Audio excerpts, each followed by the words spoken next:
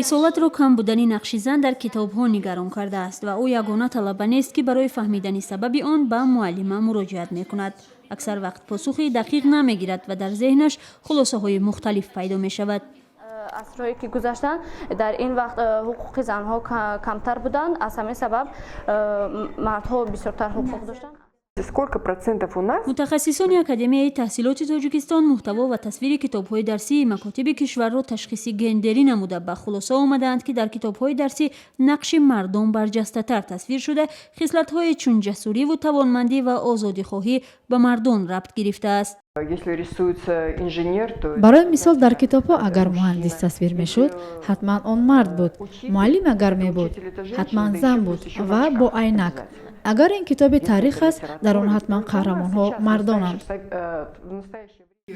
пажӯҳиши гендерии китобҳои дарсӣ мушаххас кардааст ки аксаран дар адабиёт зимни муаррифии дастовардҳои варзишгарон ҳам бештар аз мардон ёд шудааст ва нақши занон хеле камранг аст, дар ҳоле ки ба қавли онҳо дастовардҳои занон дар варзиш ҳам чашмрас аст. ҳарчанд маълум аст ки қаҳрамонҳо бештар мардонанд, аммо боз ҳам мо камтарин қаҳрамонии занонро ҳам ба инобат бигирем ва ба хонанда онро бирасонем. дар доираи ташхиси гендерии академияи таҳсилоти тоҷикистон таносуби ҷинсӣ дар баробари адабиёти дарсӣ дар муҳити мактаб ва синф ҳам омӯхта шудааст. мо ба ин ҳам таваҷҷӯҳ кардем ки навбатдорӣ ва кори синф ва мактаб чӣ гуна танзим шудааст. дидем ки агар духтару писар навбатдор аст, ҳатман духтар тахтаи синф ва фарши онро пок мекунад. ё барои мисол дар як тасвире барои синфҳои якум модар кӯдакро ба мактаб гусел мекунад, яъне падар куҷо аст. ин ба он маъно аст ки мо кӯдаконро дар рӯҳияи оилаи нопурра тарбия мекунем. тасвири якҷонибаи ҷинсият ва нобаробарии гендерӣ дар барномаҳои таълимӣ ба гуфтаи мутахассисон боис мешавад то наврасон дар рӯҳияи нодуруст ба воя расанд.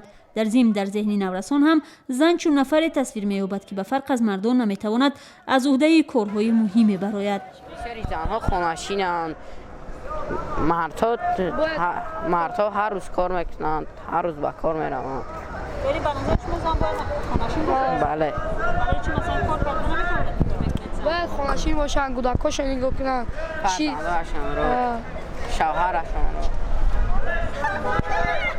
مثلا زن چیکار کرده میتواند؟ زن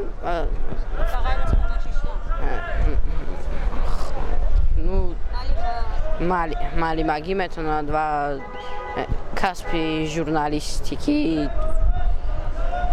من مثلا در کتابخانه کار کردم. زن میتوند کسب نه. برای چی کسب نفت بسیاری هاشون فقط مردها میباشند. البته چند عامل ها دارد این.